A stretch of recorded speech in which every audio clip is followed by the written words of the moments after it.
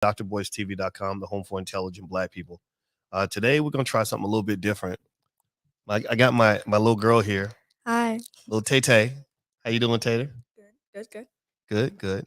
So this is the first time I have brought my daughter onto the podcast, and we are testing out some of our new equipment.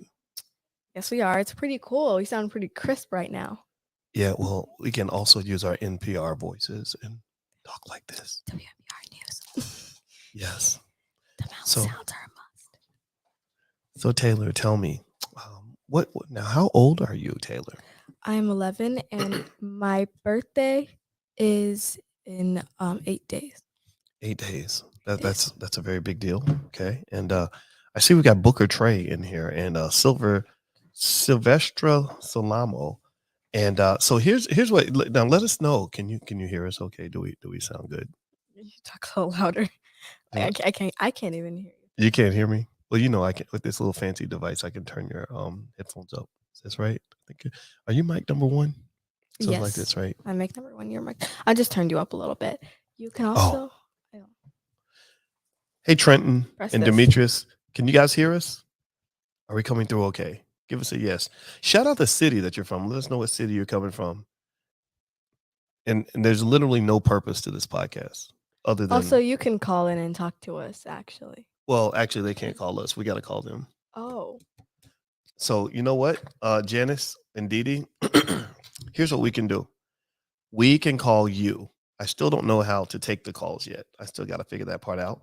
But we can call you. So the first person that puts their phone number in here. Now, remember, if you put your number up here, that means everybody going to have it. So just keep that in mind. But if you put your number up, I personally, Dr. Boyce Watkins, and the great Tay will call your house. Okay, Paula, you're missing a digit, Paula. I see a 50, but I don't see the whole area code. Paula would have been first. I think Paula got excited. Paula got caught slipping a little bit. Come on, Paula. You can do better. That's okay. We love Paula. Stand, Paula. Paula is magical. William Jenkins. Okay, so William Jenkins. Okay, so let me call William. Let's test this out. Okay, Mr. William Jenkins will be the first call. Okay, hold on. You do it for you. I know I messed up, right? Okay. Like 3 letters. I know I'm slow, Taylor. I'm so slow. Okay. Hold on. I got William's number in front of me. We do not have this down, but we're trying. Please be patient with us. God is not through with us yet. Okay. 1, 2. I'm trying not to say his number out loud. Okay, there we go. Okay. Just whisper 592. All right. So William, we're calling your house. Okay. Just whisper 592. Dr. Boyce. My brother, what's going on? Hey, Dr. B. How you doing, sir? I'm doing good, man. You know, you're our first ever phone call that we've ever taken in the history, in the 10 years I've been doing podcasting, man. So you got to be proud, my brother. Very. Man, I'm first guest on the Black Movie Night, and yeah, I clap for him. What?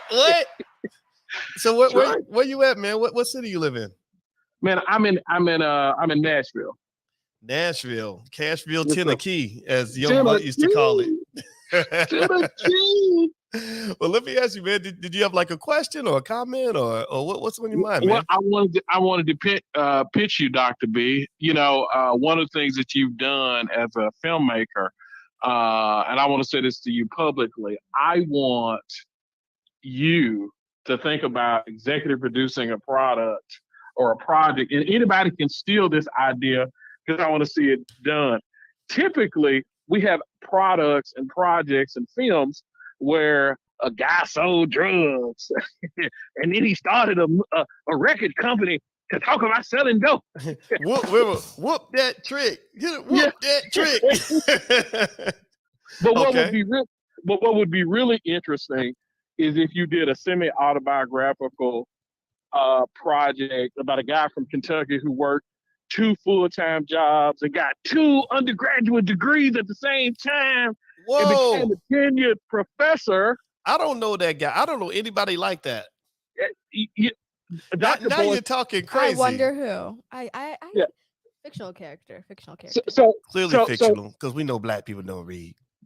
Yeah. Here's the thing, Dr. B. I think right now with all the content that's available out here, if you did a slightly dramatized version of your life, showed the good, bad, and the Mm, indifferent, and maybe not him being an academic, maybe right. him being starting some other sort of business, I think it would go really well because if you look at all the content out here, I mean, you got a transsexual pimp running a strip club in Mississippi, and it's on TV. What? I know. Yeah, P What? Valley. Really? Okay. Yeah, All right. That's wow. Okay. That was a lot of adjectives. Transsexual yeah. pimp It was a running a lot. It strip was a club. lot. That's okay. Yeah, Okay. Well, you know yeah. what? I think that's a good idea, man. And I feel like I gotta earn a couple more stripes before I'm worthy of that. But I appreciate you, man. Thank you for that concept, man. That is something I wouldn't mind doing at some point. Maybe in a Or at least, 5, 10 years. maybe not even your life, but doing a story about how you truly start a business from the ground up, make it Mm. entertaining, thought provoking, and you did it in a fictional way. And I think it would go over real well. Okay, brother. Well, that's a great idea, man, and I appreciate those kind words. And tell me your first name again, brother. I didn't get to write it down. My apologies. William Jenkins. William Jenkins. Okay, so everybody clap for William for being the first call on the show. My brother, my brother. All right, so Paula Fender. It looks like you said you want to be the next call. So Paula, can if you put your number in here, I can call you. I will set up a number you guys can call, but well, actually, I'll take Terrence's call first, and then Paula. I love you so much, and I want to make sure that we get a chance to bring you in here.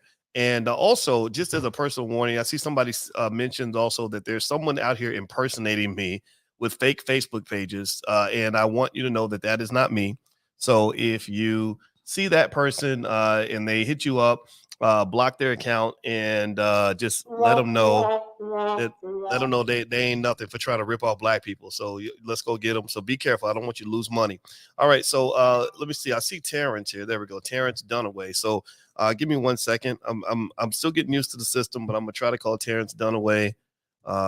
Terrence's number's in here. Just so you know, if you put your number in the chat, like other people will see it. So hopefully nobody will be unethical enough to make creepy phone calls. Welcome to Verizon Wireless. Okay, Your call cannot be completed as dialed. Oh, I called. You know what I called Terrence's? Did y'all hear the Verizon lady? All right, so let me try. I'm gonna try you one more time, Terrence. I sure heard it. Yeah, 9713. You know why? You know why it happened? It's not because Terrence didn't pay his phone bill. It's because I don't know how to dial. So let me try it again. All right. So Terrence, I'm calling you right now, brother. Okay, let's see if it works. Janice says I'm a huge Please fan. leave your message for. Oh, Terrence Dunaway. oh, I got your voicemail. Hey, Terrence, Rude. this is Boyce calling you on voicemail. Where you at, man? We were looking for you, brother. You hurt my feelings, dog. Okay, well, we'll try again a little bit later. All right. Okay, so let's see. Paula. Now, Paula mentioned she threw herself in there twice. So I'm gonna call Paula. That's a real fan. Okay, Miss Paula, get ready. Take your phone off of silent so I can call you. So let me see. Hold on. See, y'all don't know. Y'all now that I got some new fun stuff, I might be prank calling people. Huh? I can't hear you. Why? I muted myself when mom was spraying my hair. Oh, okay. Good evening. Hey, Paula. Hello. How you Hi, doing? Dr. Watkins. Hi, young lady. I don't know. Is this your daughter? Yes, Taylor. Hello. My name is Taylor. Everybody say hi to Taylor. Taylor is a Hi, superstar. Taylor. Nice to meet you, Oh, Paula. nice to meet you too. I have roots in Hazard and Louisville and Lexington, Kentucky. Wow. Really? Okay. Very nice. Yes. Very nice. Were you born and raised there? My dad was born in Hazard, and I was born in Brentwood, Shadows, Santa Monica, California. Mm, But okay. he brought me up there every summer to visit him. I was a product of a divorced mother and father, but my father was active in my life. So I appreciate people like you. Yeah. Yep. Let's get a round of applause for that. For the good Amen. fathers in the world. Yep. Yeah. All the strong daddies out there for sure. Yeah. So did you have a question or anything you wanted to share? I wanted to thank you, actually. I have many questions, but I know there's no time for that. I want to thank you for encouraging me to pay myself and not pay attention to other people and cultures as much as I pay attention to myself, because I don't want to be called a supremacist of anything other than Paula. All right. All So I right. have Yes, begun sister. once again. Yes, sir. Yes, ma'am. I've begun investing, and I want to thank you for nudging me. I read the book, and and so I actually talked to a trade accountant specialist today with the company I'm trading with, and I'm learning more every day. And went on and got that terminal degree, but those loans aren't a joke. Yeah, yeah, they are. You know, student loans are one of the leading killers of black wealth. Student Hmm. loans and Gucci bags.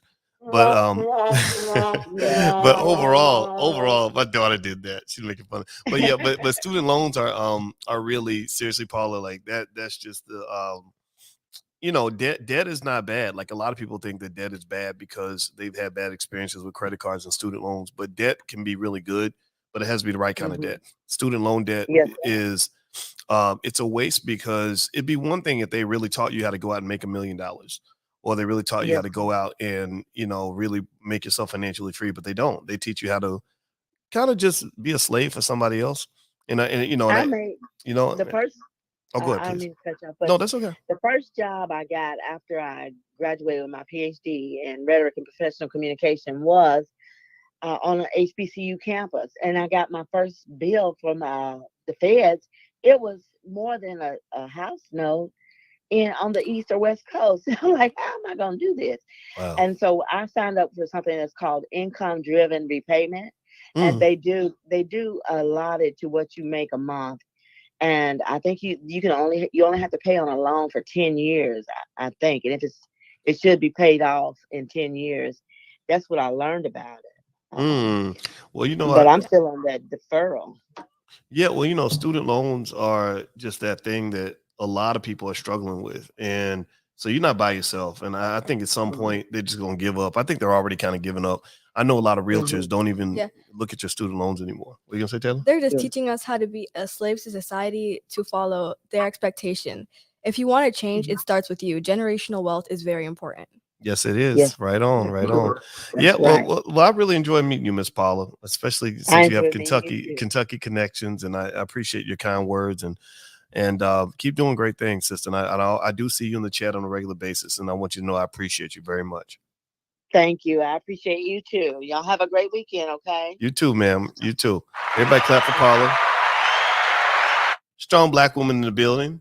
PhD music says smart young lady. PhD music says you're smart, Taylor. Does that boost your self-esteem? Does that make you feel like an important 12-year-old? I don't. Oh, actually, what I recently got my schedule for school. School starts this upcoming Wednesday, which I was not ready for. So it must be like mixed feelings for you because you got school coming up and your birthday's coming up. And That's like a double whammy. but How's that feel? It's like kind of like a high and a low at the same time, or is it two highs or two lows? What do you think? two lows. Too low with your birthday is a low? Oh wait, no, a high and a low. Oh, I know. because I was gonna say when you turn 12, it's kind of downhill from there, you know. Yeah. Yeah. I got really scared. I looked at my schedule and said pre-algebra, and I almost like pooped myself in the middle of the school. I was like, looked at the schedule. I was like, oh wow, that's there. Very good. Good point. Good point. Well, you know what? It's your birthday, and everybody in the chat say happy birthday, Taylor. Out there, tell her happy birthday. Oh, Let's see, we Hassan. lied to the people at the go-karting place. Oh, well, that's because you're tall, so you were able to get in and drive with the adults. How did that feel driving with the grown-ups? I was actually so scared because the seatbelt was too big, so I felt like it was about to fall out any second. Oh, really? Okay. So, yeah, well, you know, the go-karts are something else. It was fun, but those things go fast, and if you don't drive right, you crash into stuff. When I was driving in the junior track, I did not crash once. I was doing very well because they did not go as fast. But then once I got to the adult one, they were going so fast I couldn't even control it. I thought I wasn't even going that fast, but then next thing you know, the turn comes up and you're spinning out of control, hitting walls. Good point. Good point. Okay, well, by the way, so I want to answer a question from Hassan. Hassan is asking, and by the way, guys, right now I can call you. So if you want me to call you, I will call you right now. you can put your number in the chat, but you got to put your number out like on the thing. So I understand why some of you might not want to do that. But and I'll try to get a system where you can call me. I got to figure out my Google Voice number. But Hassan is asking, are you going to Shar BP Boyd's event next weekend? I did not know Shar had an event, but Shar is a great event planner, and she's helping us plan the All Black National Convention. The All Black National Convention is October 28th through the 30th in Charlotte, North Carolina. You can learn more by going to boycewatkins.com if you'd like to take a look. By the way, Dee Dee Smith and Dorothy and Caroline and Trenton and Hope. Trenton's birthday was Monday, but everyone else is saying happy birthday, Taylor. So I want you to know that. So say thank you. Thank you. There we go. All right. Let's see here. I think the diaspora should invest in Africa. It says Black Africa. I agree 100%. Someone asked about XRP. What do I think about XRP? XRP is a crypto that is currently in litigation right now. I own thousands of dollars worth of XRP. I believe that XRP is going to make a comeback. So right now it's just a waiting game. I'm just holding on to it in hopes that long term it'll come back. Let's see here. Now Carla says, it was a pleasure meeting you as you helped your mom in Atlanta with speed dating event at the Legacy Black House. Yeah, you were there at the speed date. I remember. What was that like for you? No, I was in charge of doing all the games and stuff, and no one wanted to play. So I was just kind of like sitting down the whole time. It wasn't a lot going on. So what do you think about that concept? Like, I mean, your mom loves to do the matchmaker stuff, and she held the big speed dating thing in Atlanta, and we did speed dating at the convention. How did that feel? It's crazy because I'm like, that's my mom. That's my mom. That's my mother. You proud of your mom? Very. Yeah, she doesn't give herself enough credit. Well, we got to clap for mom. She doesn't give her, whenever I talk to her, Mom, you're amazing. She's like, oh, I don't know. You are. So mom is so do you feel like do you know how extraordinary your mother is? Yes, she's an amazing. Yeah, well, your mom is the more you keep saying your mom, the more I want to laugh. You think that's funny when I say your mom? Yeah. Well, your mom is pretty awesome, and let me tell you why. And first of all, Black women are awesome. Let's just give a shout out to Black women everywhere. Black women are the best. And your mom is an awesome Black woman. And one of the things that I think makes her unique and awesome is she's done at least 2 or 3 things that less than 1% of the population can accomplish. Number one, she got a PhD. 1% of the population, male, female, white, Black, has a PhD. Number 2, she became a full professor, which is different from being a PhD. To be a full professor, you have to be a professor, get a job at the university, make tenure, and then become a full professor. So less than probably 10% of all PhDs ever become full professors. Third, your mother has completed a marathon, and less than 1%, 2 marathons. And Alicia's at 1% of the population does a marathon or completes a marathon. She dragged me across the line. It was yeah, give yourself some credit too. You did it. Yeah. So ultimately, it's kind of one of those things where I think that we have to take our time to really show respect to Black women that are doing great things. And so I have to make sure that I honor my wife in that way. And I think all the brothers out here, if you've got a Black woman that's had your back, shout that out, because there's a lot of chaos and hatred out here. All right. So anyway, next question. Dorothy says, what are your thoughts on whole life insurance or index universal life and infinite banking? I think all those concepts are good. UILs, index universal life policies or IULs, excuse me, are good. A good savings vehicle for people who don't save and invest any other way. Ultimately, an index universal life, I don't use one because I have other ways of getting my investing done. I go right to the stock market and I sell my stock options and all that. But it's like, think of it, investing, it's a vehicle, right? So think about it like this. Even if your vehicle's slow, how do you say that vehicle again? Investing, they use the term investment vehicles. Have you heard that term? You pronounce the H so harshly. You're like vehicles. Vehicles.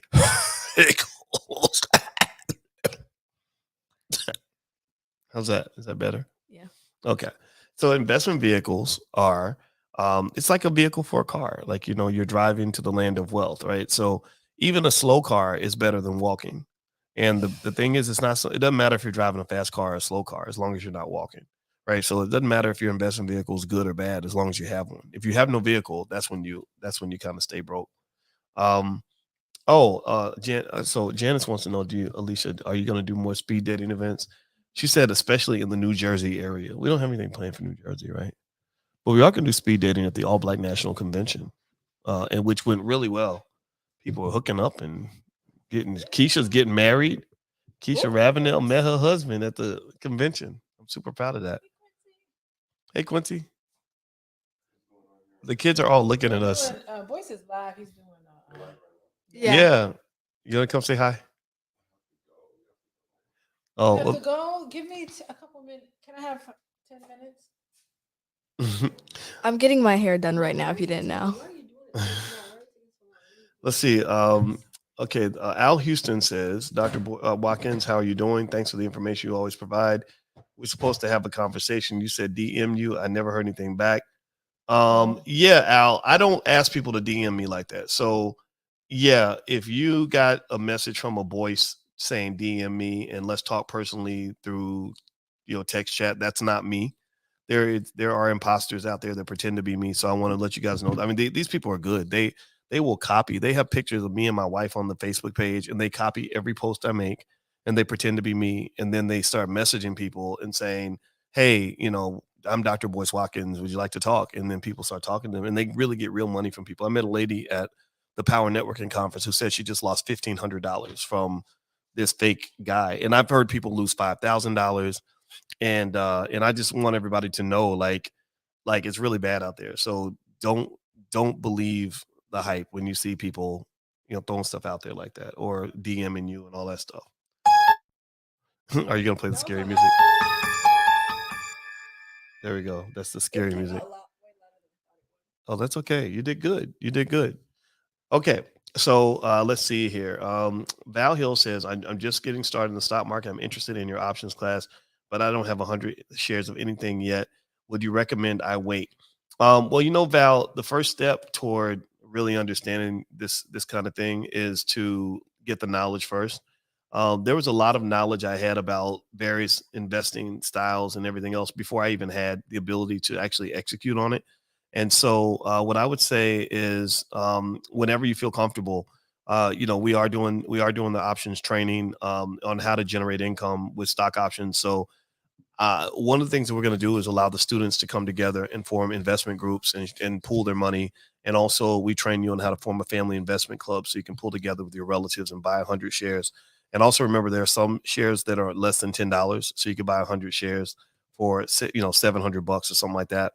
So there's different ways to kind of skin that cat. So feel free to take a look. The program's at drboyceprime.com. Now, Taylor, it looks like you are going to have to go soon. Is that accurate? Or That is accurate. is she going to have to go? Because I see you doing her hair. Yeah, but she can't go now. She can't go now. Yeah, that is true. That hair's all over the place right now, girl. I can see it coming out the Big hair, don't care. Probably like another 5 minutes. Black Okay. hair is beautiful. Remember it. Don't let anyone tell you otherwise. Yes, there you go. Right on. Let's clap for that. Like black women's hair. Black hair is beautiful. Statement from an 11-year-old. We got to raise the babies right. Okay. So, and by the way, if you want me to call you on the phone so you can talk, if you don't mind putting your number in the chat, I will call you. I promise you. I promise. So if you want to really talk to me directly, you can put your number in here. I'll call you. Nick Black, I have $30,000 in savings and $15,000 in school debt. Should I pay off the debt? I wouldn't. I would actually. I would take that. I mean, if you know how to start a business or if you have something you're trying to do in terms of investing, I'm a bigger believer in that because student loan debt typically has a low interest rate. I didn't wait to pay off my student loans before I started my business. Because remember, life is short, and you don't want to spend a bunch of years paying off this debt. In my view, this is my 2 cents. This is not investment advice, but I personally am, I said, I got to go live my life and I'll deal with student loans later on. So it's up to you to decide how you want to approach it. But I like the fact that your cash flow liquid. And I think that's a good place to be, because if you run into a cash crunch and you've given all your money to the student loan people, they're not going to give you that money back. So access to cash is really important. And then think about what it is you want to do in terms of stock market, real estate. Like if you don't own a home, maybe some of that money could be used toward the down payment on a home, which allows you to start making money as opposed to just paying off the student loan debt, which really shouldn't exist in the first place. My name is Corey. He says, Doc, I know you're not a fan of AMC, but can you give your opinion on the preferred equity shares coming out? Yeah, well, I own a little bit of AMC, actually. AMC is kind of my play fund stock where I love selling the options on AMC. I made thousands of dollars this week off AMC. And but AMC is not a big part of my portfolio, but I dabble with AMC, I dabble with Bed Bath and Beyond, some of these meme stocks, because with the meme stocks, what's your question? I can't.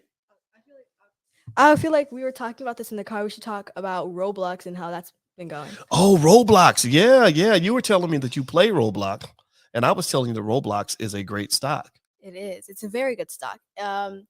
It can get you a lot of money. It can get you a lot of places, since it's so popular, because most of it you don't have to pay money to do it. You can join any game without paying money, but it's things like if you want to change your character and get out of default character, if you want to like get a special upgrade, if you want to play a different character, you can do that with Roblox, and it can help you get more possibilities. So it makes it a lot easier for you to. Okay. Wow. And it was really interesting because in the car, we had a really great cross-generational transfer of information. So I was talking to, as I'm calling you Rima, and then Hassan, I'm going to call you next, brother. I was I was talking to the oldest, Quincy, about Roblox stock, and we were talking about the metaverse and getting ahead of the metaverse. And I said Roblox is known as a company that really, just has figured out the metaverse, and they appeal to a lot of kids. And in the back, there's Taylor. Taylor pops in and talks about how much she loves Roblox and everything else. So I'm gaining information here. And while simultaneously, I open up my app and show that our family owns Roblox stock, and the company's done really, really well. So, so what are your thoughts on Roblox? Like, what do you like about it so much? I'm just stating exactly what I said in the car. It's some of the games are just harder. So you want to keep playing so you can beat a certain level, you can beat a certain part of the game. Because it just gives you that sort of like proud of yourself moment. Like, yeah, I did that. It pulls you in, it makes you want, and it keeps you in. Okay, interesting. So then they're gonna be in there for years, maybe when you become grown-ups and stuff like that. So anyway, I'm gonna call Rima. Rima, you are next. So Rima, if you are listening, I'm gonna call your number, and I'm not gonna say it out loud. But I'm going to call you. So maybe turn off if your phone is on mute or something like that. You might want to fix that. So you will be getting a call in 3, 2, 1, and go. Let's see how this goes. We're doing this phone call thing. We're going to prank call Rima. It's 202. I think that's DC. It's 202 DC? Good evening. Rima? Hello? How you doing? Yes. Dr. Hey. Ray! Yes! Oh my gosh. Hey girl, how you doing? It's such an honor. Oh, I'm What's up, doing girlfriend? great. Yeah, so you got Hey, wait, who's Oh, that's my daughter, Tater. okay? Awesome sauce. So, big broadcast? Yeah, so you she's right. she's my special co-host Okay. today. So we're just kind of hanging out and talking and stuff. So Rima, do you live in DC? Is that like I know it's the area code? No, I used to live in the area, but I don't anymore. This is actually my business line. Oh, good. But, Good. no, By the way, I wasn't I- trying to I smoke know out your so, location or yeah. anything. I'm not trying to slide in nobody's DMs or nothing. So No, Rima, it is a DC area code, so I get. okay. Well, Yeah. so what I saw you put your number in here. I wanted to give you a call. So so tell me about yourself. What's on your mind today? I didn't hear the last part you said. Oh, I said, so what is on your mind You today? said, tell me about yourself and what? Yeah, and what's on your mind today? I wanted to ask you two quick questions. One was, will you be running another special anytime soon for the options class? I know you just did a some kind of special. I think it was like 40% or something like that. And I just wanted to know if you would anytime in the near future be running something. Well, I don't even know if you can broadcast that, because then everybody would just wait. No, well, I think that's a good point. The special is over. We did the discount, and it was about 3 or 4 days. But you know what? Maybe we can just run like the Rima special. Okay, so did you want to sign up monthly or annually for the options program? I was going to do monthly. Okay, then what I'm going to do is I'm going to announce this publicly so anybody can use it. If you go to drboyceprime.com and you type in REMA monthly, REEMA, REMA monthly, then you can, but you hit on the monthly option, then you will get 30% off. And I literally did that on my computer while we were talking. So, so there we go. So how's that sound? Does that work for you? Oh my gosh. Okay. Okay. Well, there you go. That sounds awesome. Thank you. Yeah. Shout out to Rima for opening. Okay, everybody, take advantage. You're welcome. You're welcome, everybody. You post on your Instagram. Use code. Yeah, we love you, Rima. Thank you so much for calling in. Thank you, Dr. Boyce. Bye. Everybody clap for Rima. Shout out to Rima. She's like a Harriet Tubman. She just opened the path for Black people, create opportunities. So if you go to drboyceprime.com, you want to join us in the options training program, stock options income training program, you can use the code REMA monthly, REEMA monthly, all one word, and you can get 30% off. And we'll leave that code up for about 3 days. So I'll put that on the screen, drboyceprime.com, and the code is REMA monthly. So there we go. So it's right there on the screen. So feel free to take advantage of REMA's ambitious public appeal. So, all right. So let's see here. So the next person I want to call, I'm going to call Hassan. Hassan said, I look forward to your call, brother. He's like, I need you to call me, man. You better call me. You don't call me, man. We're going to fight. So give an Andrew Tate. Yeah, I got it. Oh, Andrew Tate. Oh, Andrew Tate is that. Now Hassan's not. Actually, he's so like, it's to a point. It's funny. It's hard to believe that he's serious. Andrew Tate's an idiot. Yeah. That's really, and then that's the thing. That's the thing about the internet. The internet should be called the idiot net, because there are people that get a big following just because it's shocking to find out that there are people out there that are that stupid. Yeah, the only thing. The mean guy that talks. Andrew Tate just says stupid. He says stupid, mean stuff just to get people's attention. It's like, I lie. It's crazy. When I hear it, I'm not like, how, when, that's a little out of pocket. How does your mind think of that? And it's so fast and quick. It's just like, bam, bam, bam, bam, bam. I'm like, what? Yeah, I feel like Andrew Tate is, I watched him a couple of videos and I said, okay, I get it. He's a guy that has stupid power. Yeah. He has power if you take him seriously, but if you don't take him seriously, then, you can just kind of ignore that. So by the way, Hassan, I'm going to call Hassan right now. We got to get Hassan on the line. Hassan, so make sure you open up your phone. If you have it on Do Not Disturb, like hit that button so we can call you, brother. I'm going to call you right now in 3, 2, 1, and go. All right, so we are calling Hassan. Hello? Hey, Hassan, how you doing, brother? What's up, Doc? How you doing, Taylor? Good. I'm doing nice. Doing nice. You're the only one who's like said hi to me. Yeah, I know. Yeah, she was kind of shocked. Yeah. I've been listening for a little bit and trying to pay attention. So I'll show respect to sis, your daughter, and Doc. Tremendous respect for you and the wife. Oh, but the question that I have is that I love the section that you have on business, but it's a lot that I have to sift through because I'm at a specific point in the business along with my wife.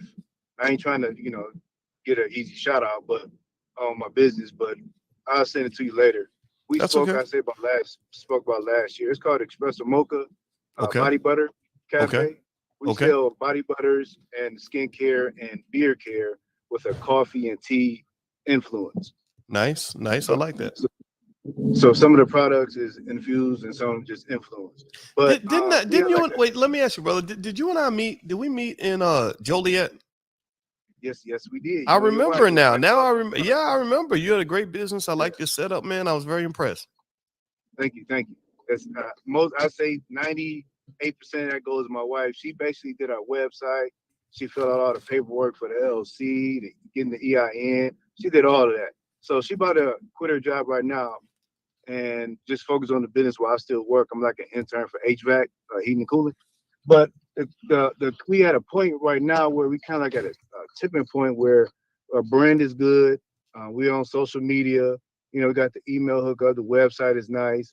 It's just I want something trying to get the emails going to possibly get purchases on there And I don't know if that's the like only sole thing, because just in case COVID hit again, because most of our incomes come from vending events, and so we're not really pushing or not really getting what we really want as far as finances through the emails and purchases. So I don't know if that's a flaw with us or something we need to focus more on. But in regarding to your business network, the program that you have, what is within that? Because you got to spend money, make money. So I don't mind paying for the program, but what should we specifically search for within the program to address our specific issue? Well, it's a great question, Hassan. So what I would say is, for everybody listening, Black Money 103 is the third class in our Black Money sequence in the Black Business School. And Black Money 103, the URL's on screen, blackmoney103.com. It basically focuses on how to start a business and all the nuances of that business. Now, the beauty of the program is that there are special guests and lectures we've had from business owners, business strategists, people that have their own approach to business, right? So what I would say for you personally is what you seem to be discussing is that that maybe a stronger sales funnel might be needed, right? Like, so if you're talking about, selling through email, there's a way you get people on your email list, so for example, I invite people on my email list, not by just inviting them, but I give them something, right? So for example, when people go to blackmoneyminute.com, you get a free e-copy of my book. And you got to give something up to get something. So you mentioned you got to invest to get something back. So I invest heavily in my audience so that hopefully later on, they'll consider investing in us, because that's how you build a connection, trust. They know that I got their back, they have mine, etc. So I would think about like, okay, what are we offering to even give people the incentive to get on the list? You never want to say something like, just get on my newsletter, right? They nobody want to do that, right? But if you give them something free that's quality, or a sample of your product, like if your product is dope and you have evidence from previous customers of what people like and like the most, that's a good way. And then also there's a way that you approach a customer on the email, just a way you can, just sort of make the offer in a way. Like I used to have a real hard time asking for money from my audience. It felt real weird, man. I felt like, gosh, I don't want them to think I'm trying to, scam nobody or nothing like that. But the thing about it is we had to raise money, because if you don't raise money, then your business dies. And then you got to go work for the white man and beg governments and corporations and all that. I said, okay, well, let me see if I can just make an offer in a way that's ethical, where you win and we win and everybody wins, right? So I would say if you go to Black Money 103, I would look for some of the content from Lene Javette. Lene Javette is an excellent business strategist. I've worked with her for many years. I'm gonna take another person who's real good. Shar Boyd, right? Oh yeah. Talk to Shar. Yeah. I mean, Shar is like, there's a reason why I like working with Shar. Herb Strather, a millionaire real estate developer in Detroit, he met Shar. He instantly hired Shar, and I had to introduce him, so there, so there's content like that. Also attorney Nicole Compton did some series on setting up your business structure properly, stuff like that. But it sounds like the structure is not where you need the help. It sounds like the help has to come in the form of just getting customer action, customer conversion, selling your product. Yeah. So I'm gonna connect with Lene because I was going back and forth with her on Instagram. She was giving us some advice. She said we was at a tipping point too. So yeah, I'm gonna chat back with her, because we basically kind of like need a business mentor right now. Okay. And so yeah, Lene Javette is a great mentor. There's people like Lamar Tyler that really know how to sell a product. But Lene Javette is really good, because she actually helped my wife get her business kind of moving, and believe me, in the Black Money 103 program, there was one sister who actually happened to be a friend of my wife. So she told me the story. I didn't know this had happened. But what happened was that we helped her to have like business awareness. She was making this what was it, CMOS space? It was CMOS, right? Yeah, it was CMOS, and everybody loved her CMOS. And at some point, within the curriculums, one of the experts just said, well, if people like what you have, that means you have demand. Demand can be converted into money. So she said, okay, well, I'll just start charging a little bit for my CMOS. Next thing you know, she was making 3 times more money than she made on her job. And now her and her husband and her son have all quit their jobs, because all they do is make CMOS all day, that they're selling all around the world. And so that's what's up. Yeah, man. So what people should understand, in my view, man, is that your $1 million opportunity is probably right there beneath your feet. You know, like that oil is right there in the ground. You just got to know where to drill for it.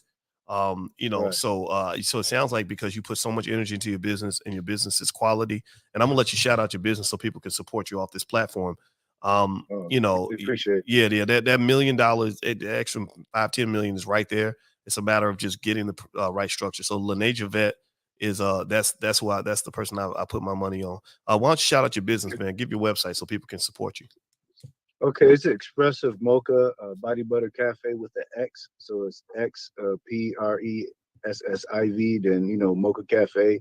The website is expressivemocha.com, and Instagram Expressive Mocha, Facebook Expressive Mocha Body Butter Cafe. Just a real backdrop real quick. My wife, really, we started the business because of our youngest son. He had eczema. And so we couldn't find a cure or something to really help it. She used the medicated creams and all that type of stuff. None of it worked. She was introduced to shea butter, and she got shea butter, and she put some essential oils because she used to also work for doTERRA. So she mixed the essential oils and, you know, applied it.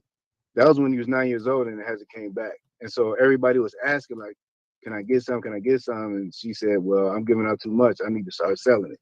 So that's basically how the business came. And then, you know, she loved coffee. So that's our niche. All right. Well, very cool, brother. Well, I love it. And I put the URL in the chat so everybody can see it, expressivemocha.com. Everybody give a round of applause for my brother Hassan. It was great talking to you, man. Have a good day, brother. All right.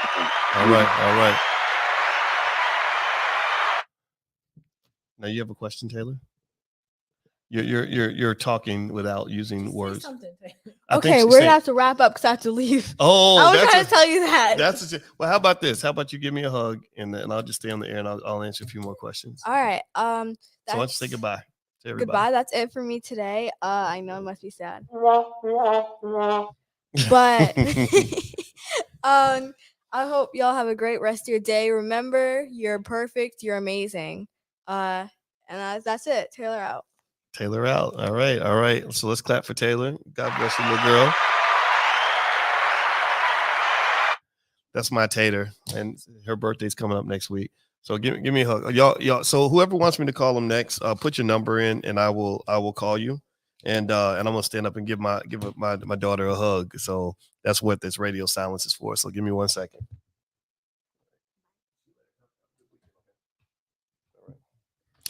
Okay. All right. So Carla and Lindsay said thanks, Taylor, and goodbye, Taylor. So they're saying goodbye to you. Janet says you are an amazing young woman, Taylor. All right, thank you. How cool I know I am. All right, so I'll do one more call and then I'll bounce on out.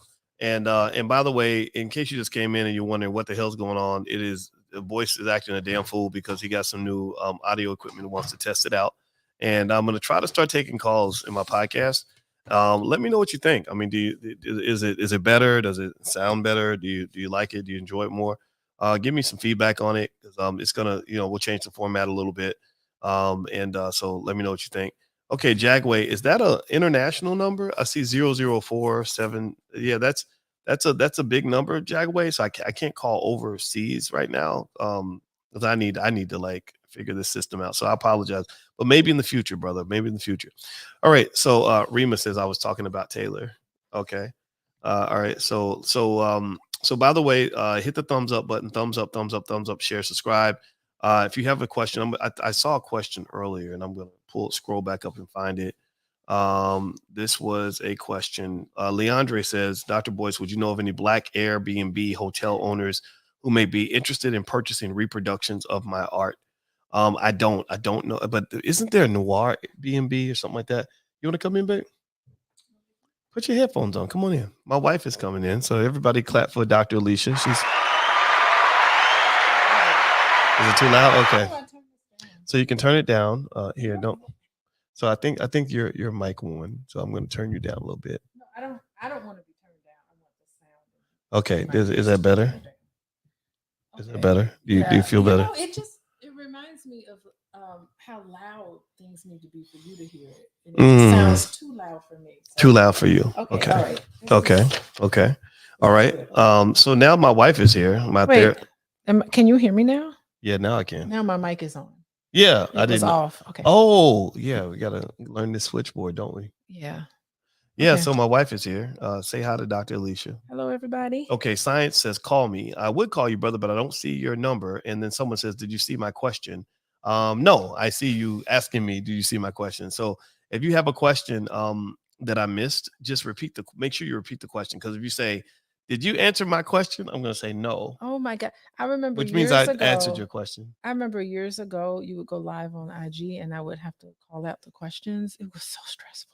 It was. Oh my God. People were just like, answer my question. I'd be like, let me try to find you. I was like doing my best. It just wasn't good enough for IG. You're like, what the hell? I didn't even know. You are so funny. I didn't even know what Instagram was about. Can you believe that? Yeah.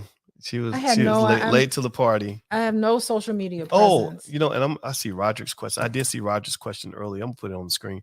Roderick says, this is my last semester at TSU. You about to go, Quince? See you later, man. All right. Take it easy, man. All right. So this is my last semester at TSU, Tennessee State University. I'm 27 and I get $1,300 a month passively, plus other money on the side. I had a question about the best ways to invest and make money for myself.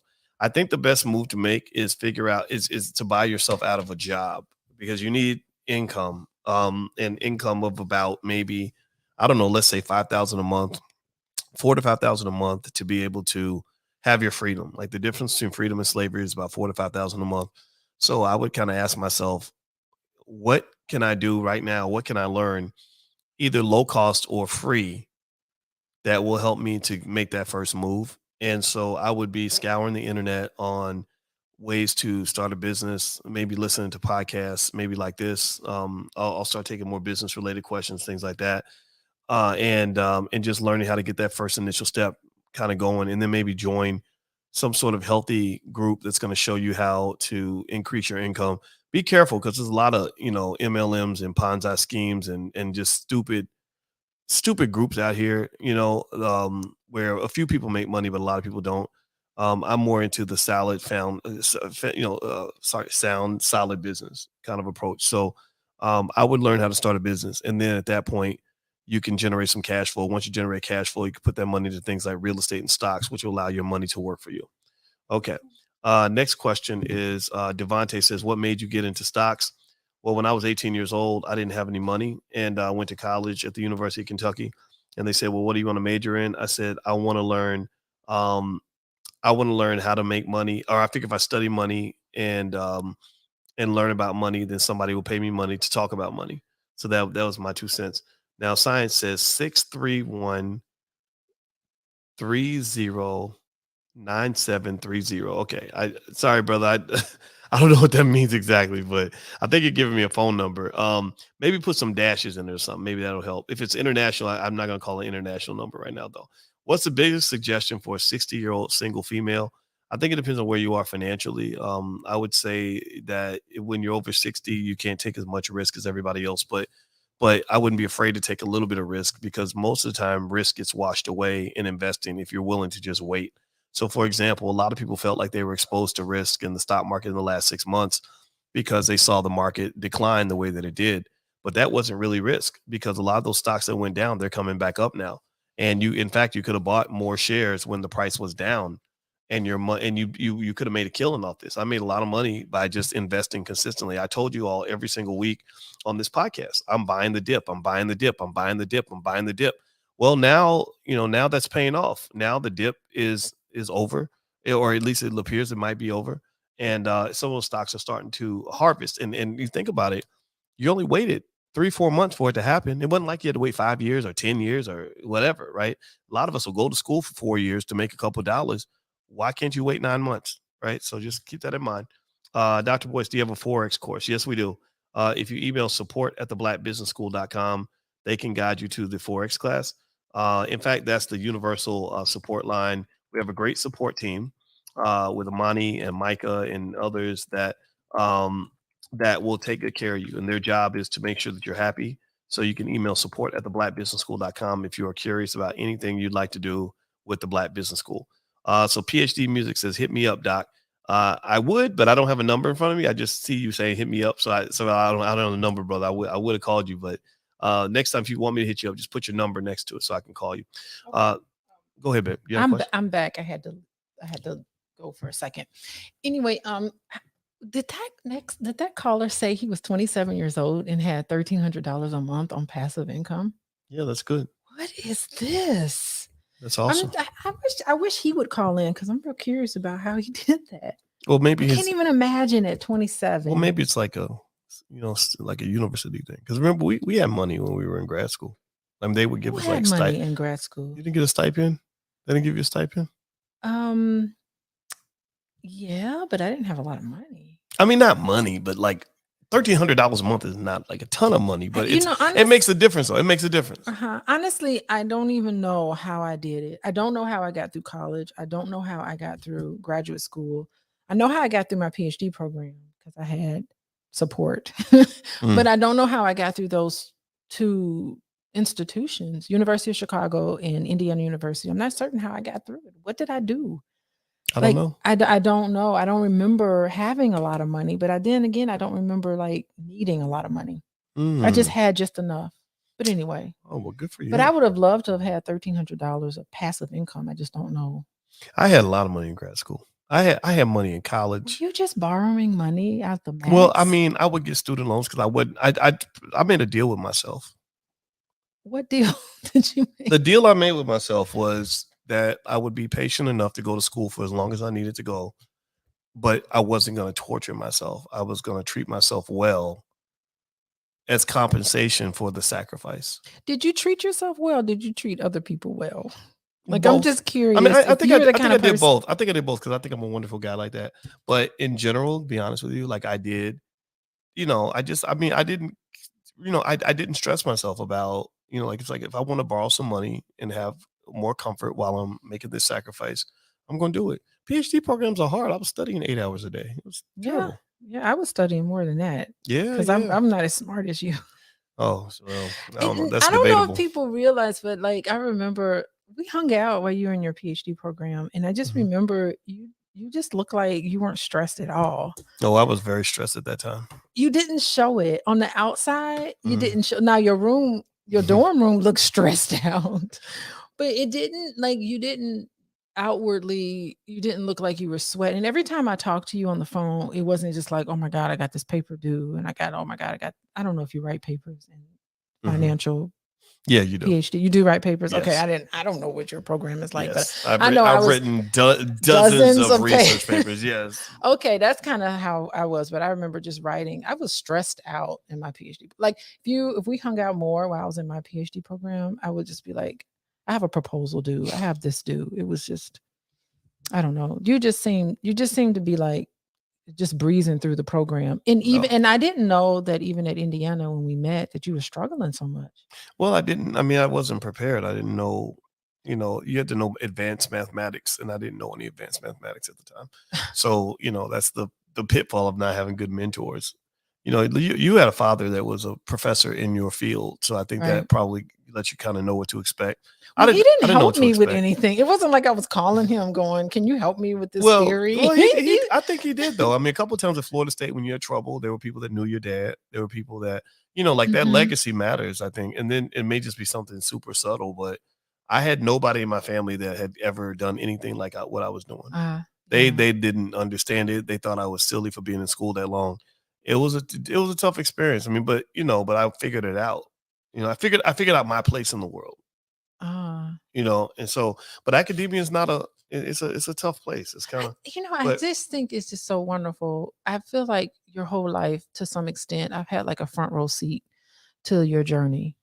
Because when I met you, you were 23. You weren't even the Dr. Boyce Watkins at that time. You were just a PhD student trying to make it. And it was tough. But what's cool about it is that you're the same person you are right now. Like who I'm looking at in front of me, I still see the 23-year-old. Oh.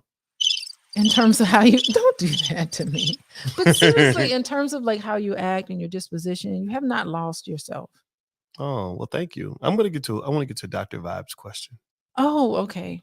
Dr. Vibe, you can answer first. Dr. Vibe says, with more interracial marriages, what impact does this have on the future of Black wealth, Black family and Black culture. There's a lot of people that don't want to. They don't like Black people no more. What's going on with that?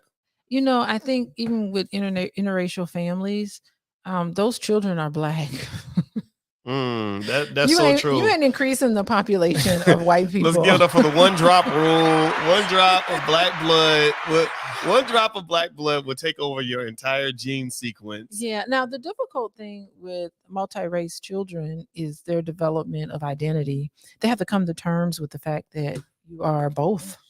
So like identity development, which is tough for everybody, it's way more complicated for individuals who are multi-race. So they have to get in touch with the fact they have like a white side and a Black side, and for some people Hispanic side, so they have to it becomes a little more complicated, but it is what it is. They raised by a Black mama and a Black daddy, and how could it not have an effect on them? Yes. So and it's funny, you get people like Halle Berry and other multi-race people. They're very well, I don't know if I should say Halle Berry, but she for sure is in touch to some extent, in touch with who she is. She was in the news recently. Are you calling someone? Yeah. Okay, call someone while Science keeps putting his number in here. I don't know what his name is, but it says Science. Yeah, but so I'm gonna call Science. Okay, go ahead. This brother really wants to talk to me, and I'm honored and flattered by that. So I'm gonna call you Science. So you can tell me to pipe down. It's okay. No, well, someone brought up a multi-race. We got to talk we got to talk to Science. Okay, you want to move on? Okay, go ahead. What did you have more to say about that? I did have more to say, but that's okay. Go ahead. No, go ahead and call your. Okay. You ready to move on? Okay then. Science, I'm calling you. So if your phone is on do not disturb, hit that button, brother. Hello. Hey, what's going on, man? Hey, so sorry about that. I think when we're putting in our numbers, some of us, the spam filter is getting rid of it. So I'm trying to find creative ways. Oh, smart. So you're a smart guy. No wonder your nickname is Science. Let's give it for smart Black men like Science. Very cool, brother. Very cool. Okay, so where you from, man? So I live in Jersey, but I'm from Long Island. So yeah, a few minutes from the city. So really neat. I just wanted to add that I love your channel. I think you're having as you know already.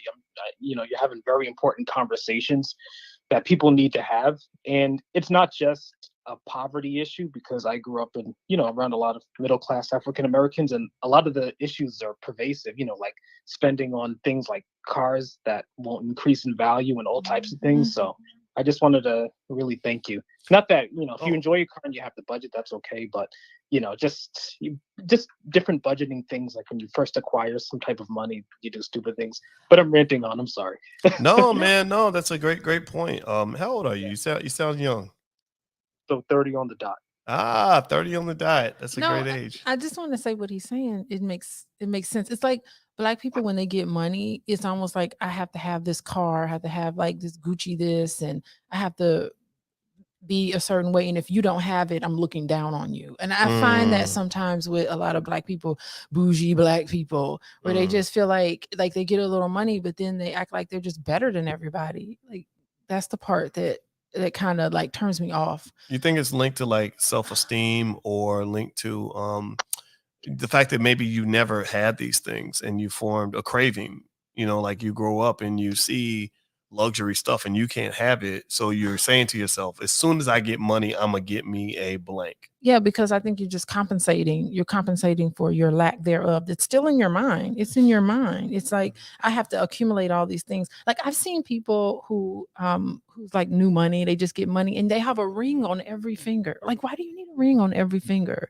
And it's in a way, I don't want to look down on those people either, because I think that's sometimes, I get it. It's just if you grew up and you didn't have a lot, I know some people who grew up and they didn't have a lot of shoes growing up. Shoes was their shoes had holes in it, and you go in their closet, it's like a closet full of shoes. It's just now that they finally get money, they spend their money on these things because that's what they thought. Oh my God, as soon as I get some money, I'm going to compensate. It's a compensation. It's a compensatory behavior. Yeah, I can see that. So hey, brother, so I saw your name was Science online.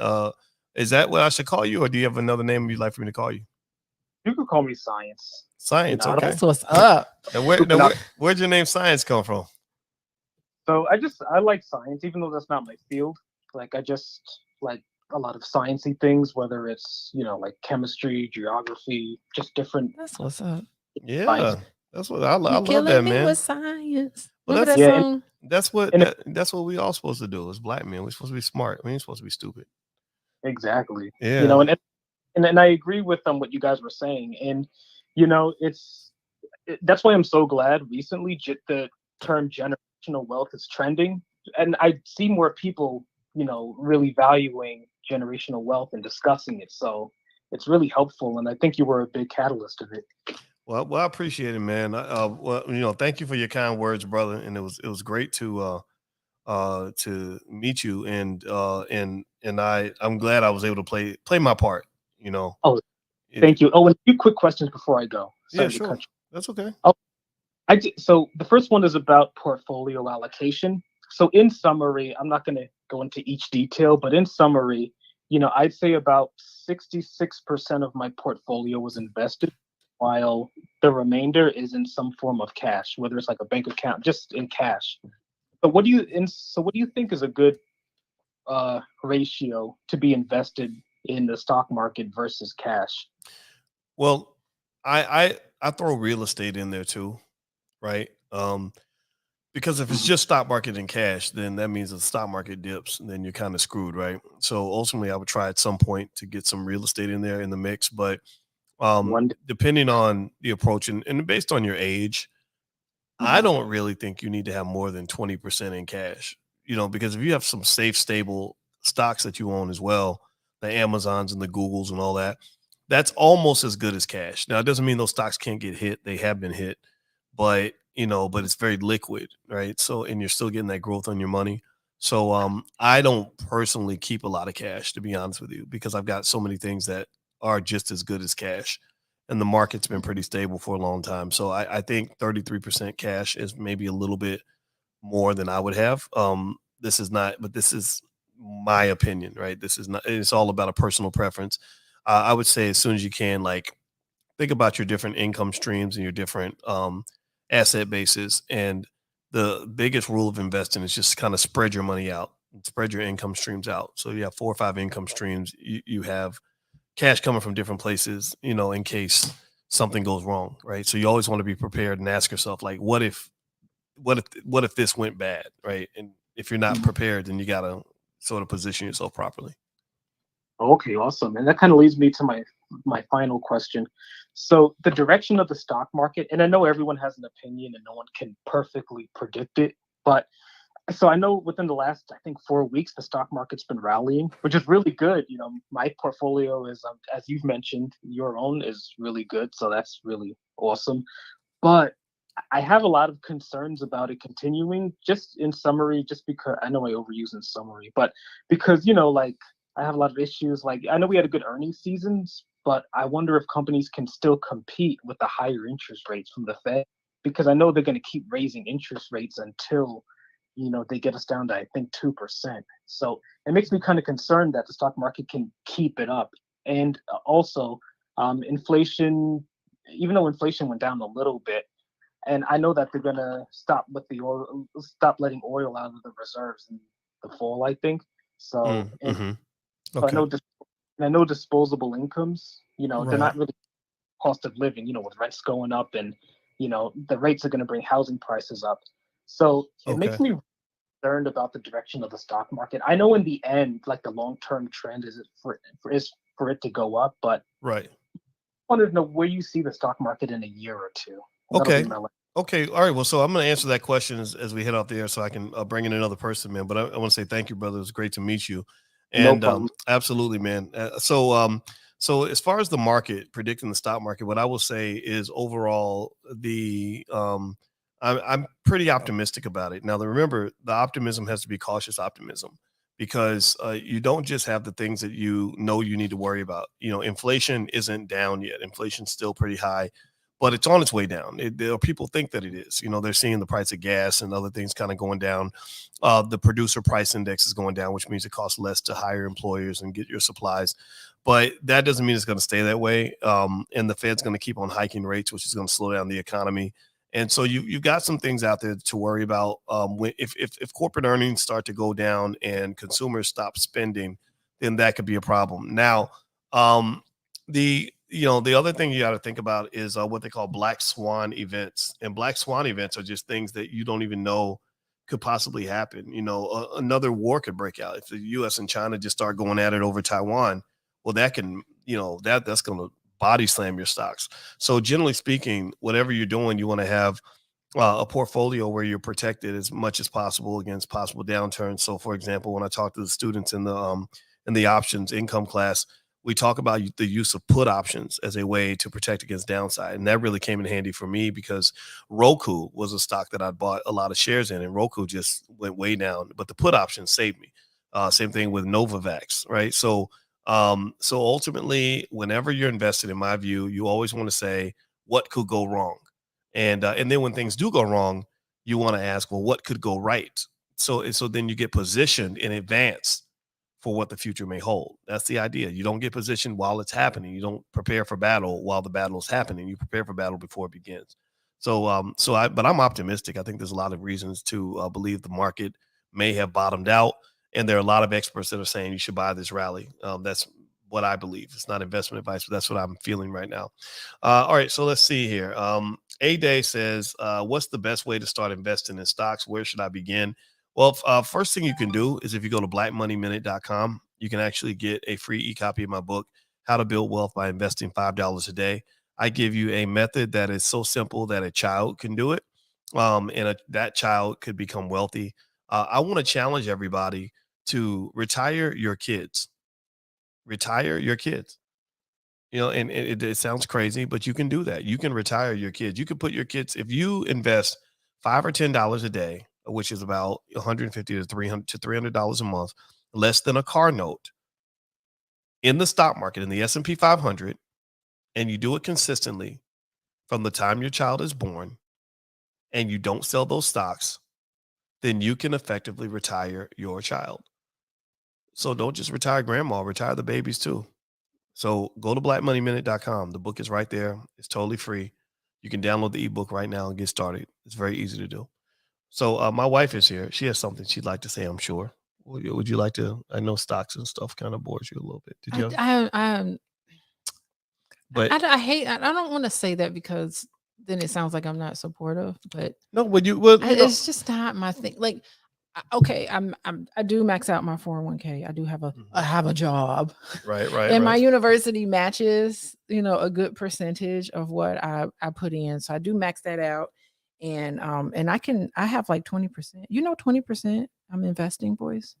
I know you've been investing for a long time. 20%. So, but in terms of, and I do have some individual stocks, but I don't know how you do it every day. It's just, but that's good. That's your thing. My thing is something else. I respect what you do. Well, no, but that's the beauty, I think, of marriage and family. It's teamwork. Yeah. You have your skill, I have mine. And, and the thing is that I think you respect what I do. You may not be interested in it, but you respect it because we feed each other. Like when I transfer money over, I transfer $5,000 over and say, here, pay the credit card off. That comes from investing. That's got to come from somewhere. Right. And then with same thing though, like when you go in the kitchen and you cook amazing food, like when we went to Guyana, if you had not been in Guyana doing whatever magic you do in the kitchen, I would have starved because I didn't even know where to go shopping for groceries. But somehow you would just go to the market where they selling raw chickens, like live chickens. I'll take that one. And you would come back and you would just find some way to make this amazing meal. And I had no idea, not to say that a woman's only role is in the kitchen. We know that's not true, but you threw down in the kitchen. and I appreciated that because I didn't have to figure that out.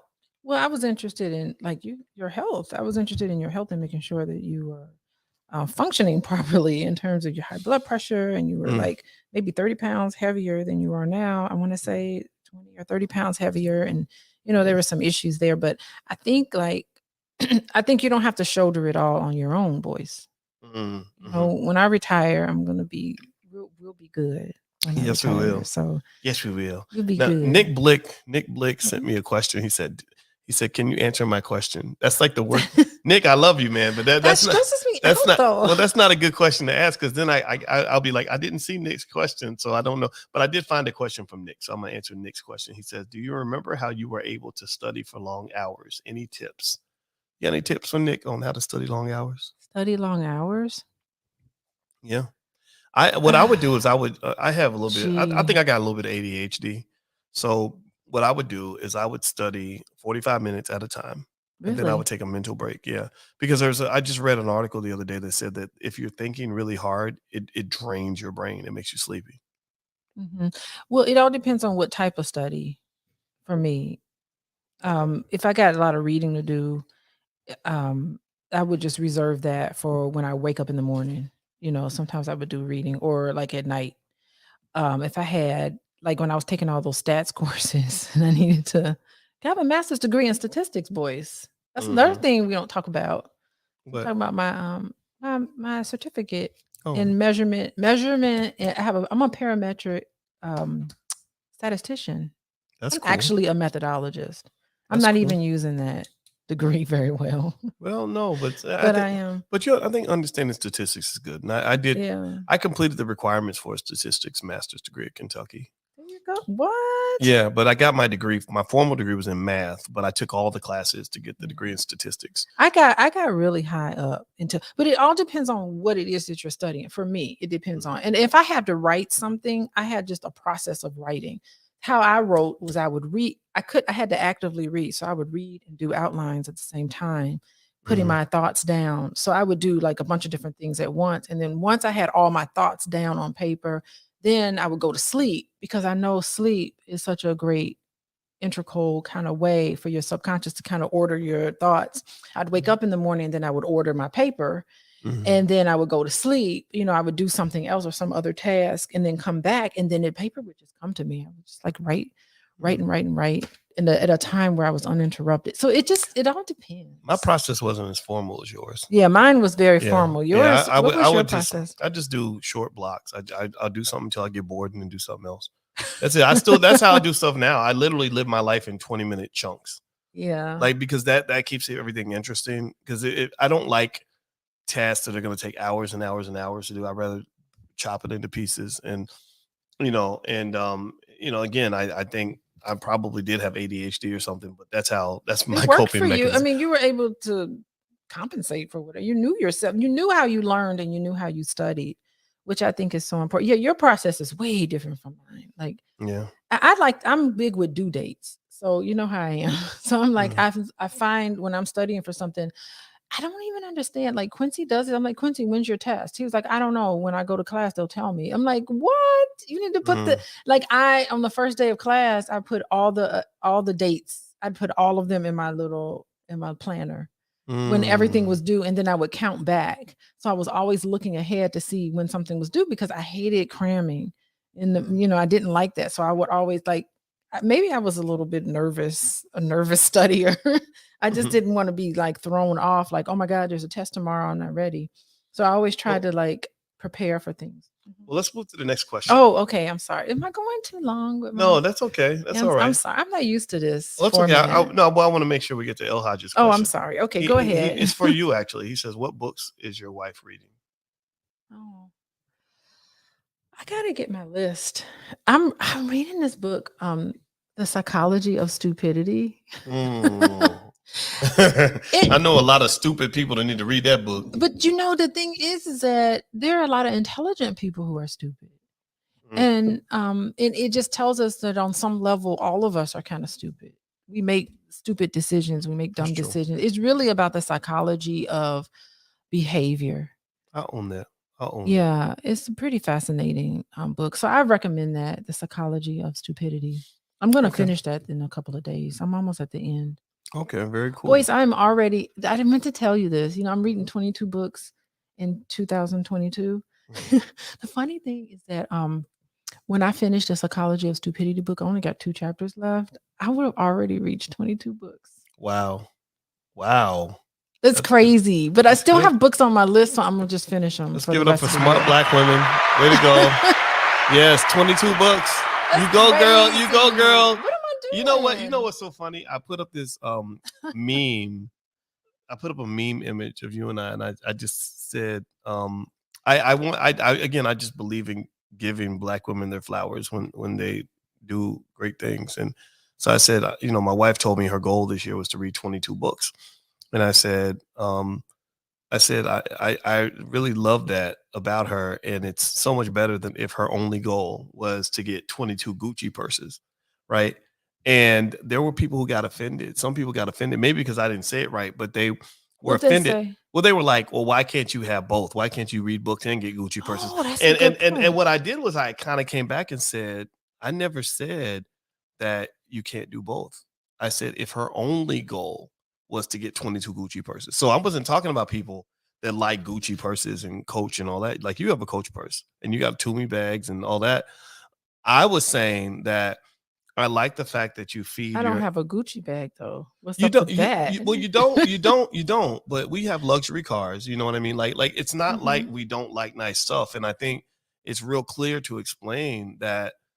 What I was saying is that I like the fact that you feed your mind first, and then the other stuff is like secondary. Like it's not like the materialism was like the first thought that came to your mind. It's you don't lead with the shallow stuff. Oh, okay. Well, I think maybe when people saw the post, maybe it was it came across as, did it come across as elitist? Like you were talking down on people, or I don't know. What did it? I don't know. I can't spend a lot of time worried about that because I just gotta say what I'm gonna say and I stand on it, and it's like I think generally a woman, I believe fundamentally speaking, I believe most women value financial security. I believe that when there's financial insecurity, it can cause anxiety within women. And I think that there's nothing wrong with that, and I think the difference is that what's the difference between a woman who values financial security versus, say, a gold digger who just, like the money is the most important thing ever. Well, the difference is that the gold digger is all about the money first and foremost. And that's the number one thing that she's thinking about. That's the defining criteria in every relationship. Whereas a regular woman will say, look, I expect a man to be able to deliver financially. Ain't nothing going on but the rent.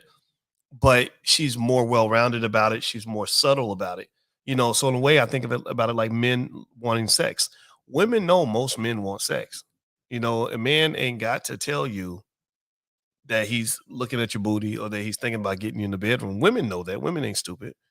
But there's the guy who is a nice guy who does a lot of other nice things for you and treats you like a human being. And then you want to have sex with him versus the guy who meets you for the first time and is staring at your breasts or trying to get you to sleep with him in the first hour, right? So you have the perverts and then you have regular men, but all the men might want the same thing. It's about how you go about getting it.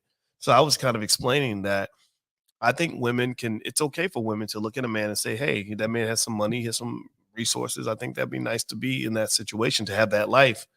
But there's some women who go about it gracefully and some women who go about it in a way that's a little bit degrading. Yeah, I don't know. If you're an individual that looks at somebody just based on and values a person just based on what they can do for you, that's like greedy and selfish. What is up with that? Like, I don't know. I'm not certain that that's the kind of person you want around you. Do you want someone around you that's only with you because all they want is security and all they want is, is somebody to just financially take care of them? They don't care about you as a person. Like, it just seems like it's almost like take, and as long as you're giving, I'm taking, and if you ain't giving no more, I don't want to be around you. It's selfish people like that and self-centered people like that that kind of turn me off. That turns me off. And just like a man, if all he's doing is staring at my body parts and objectifying me, all he's interested in is just like a certain experience. And then as soon as I say no, he don't want to have nothing to do with me. Like, that's not the kind of people you want around you. Like, I don't think that there's a graceful way to come across like that. Maybe there's some more sneakier ways to come across like that, which I think that I don't want those kind of people around me. And I can spot them when I see them, by the way, because I've been around the block. Let's just put it that way. I do not. I'm gone. Goodbye. I don't really follow up or plan to be around individuals that's sizing you up. I'm only going to talk to you based on what you can do for me. Okay. That's like ridiculous. By the way, I'm talking with my wife, Dr. Alicia, and if you want a free e-copy of my book, Financial Lovemaking, you can go to boyceandalicia.com. You can also get on her nationwide database she's putting together of single Black people that are looking to meet other good single Black people. Man, So I got people. Let me tell you, I've been working hard, Boyce, with this, and I've been like, I got a couple people together that like, and I know there's some people. There are actually some people who I have heard from that met during speed dating at the All Black National Convention last year, and they're still talking to each other. Wow. They got straight up relationships. Nice. So this is kind of cool. I'm not saying that I'm doing this. I just want to be a conduit so that people can. You want to be the Harriet Tubman for Black folks that want to hook up. The Harriet Tubman. Yeah, I just want to like make it available. The Underground Railroad. Railroad. Interested. So I got some successes. Yeah, so if you want to get on the database or you want to get a free copy of my book, you can go to boyceandalicia.com. So feel free to go to the website. Now, it's all free. By the way, can I just say something? Well, I want to tell Joseph I'm about to call Joseph in a minute. Okay, so Joseph. Just so you know, Joseph. Hold on, Joseph. I want to say get one your thing. phone ready. Turn your ringer on, Joseph. I'm about to call you. So if it goes to voicemail, I'm not gonna call again. But go ahead, man. I want to say something about matchmaking. It is totally free. Like I'm matchmaking people just on my little time. Totally free. Now there were people who did pay for the speed dating, and they're at the top of the list. You know, those are the people that I'm considering first because you know, the speed dating experience, it just tells me how committed they are to the process. So I just feel like a fee should be attached at some point because I want to just tease out the serious people from the people that just playing. I don't want nobody playing around. Don't be playing. Don't be playing. Okay, but go ahead. So Joseph ain't Joseph. playing. Joseph sent me his number. So Joseph, I'm about to call you, brother. So get ready. Here we go. And Arika's asking about whole life insurance policies for your children. I think that's a good investment. Joseph. It's a delay. I know it is a delay. He doesn't know. Hey, yet. Joseph. Hey, brother. Can you turn your laptop down a little bit? Yeah, I did. How you doing, man? Hey, how you doing, Dr. Boyce? How you doing, Dr. Alicia? Hey, Joseph. I'm all right. Where you at? What city you in? Right now I'm in New York.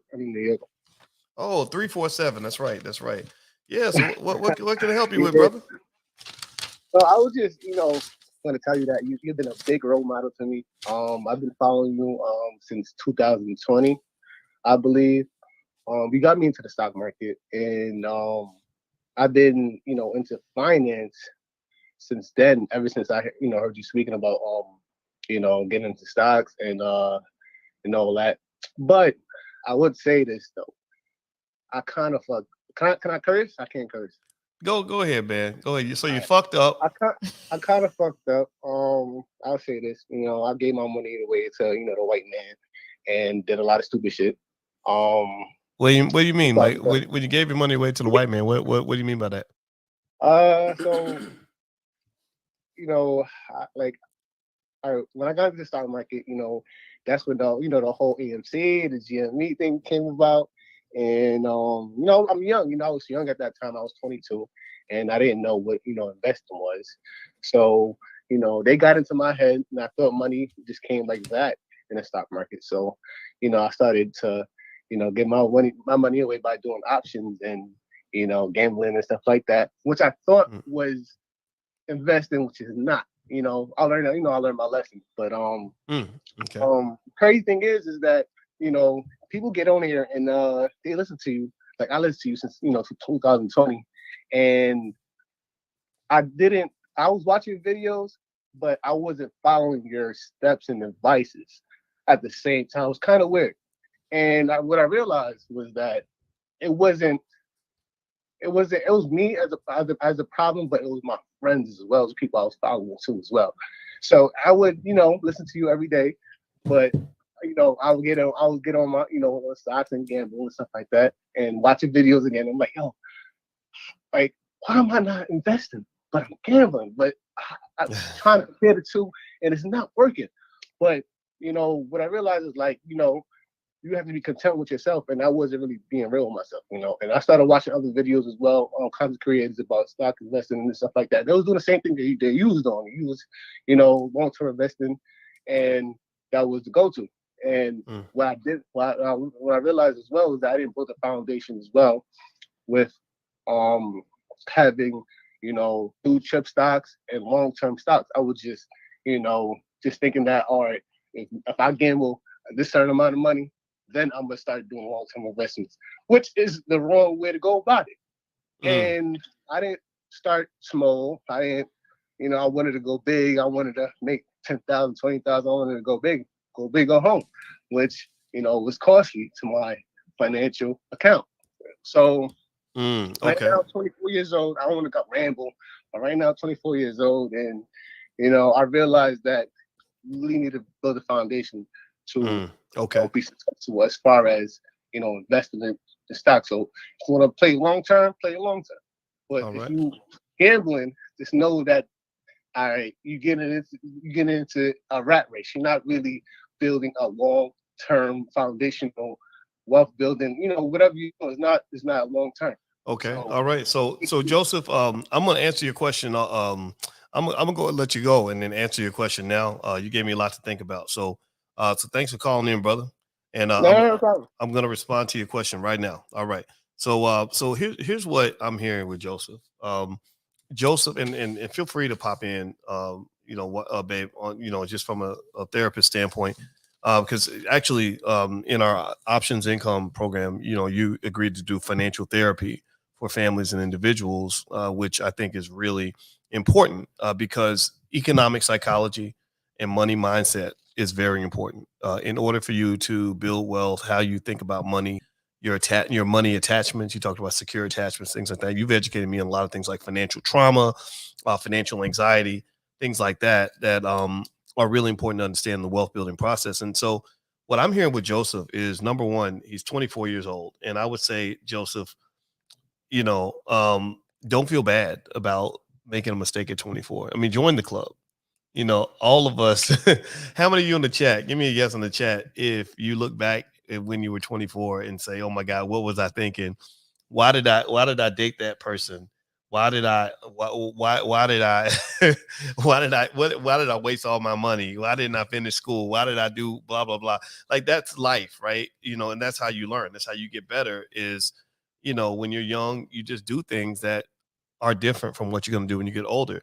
The second thing I'd say is Joseph, as a 24-year-old, talked about how a lot of his money was given away to the white man, as he mentions it, because he invested in a way that was less than prudent. He's confessing, and I love it, though. I love the fact that he came to the altar with that tremendous honesty and openness, you know, and I could hear it in his voice, and he was sincere.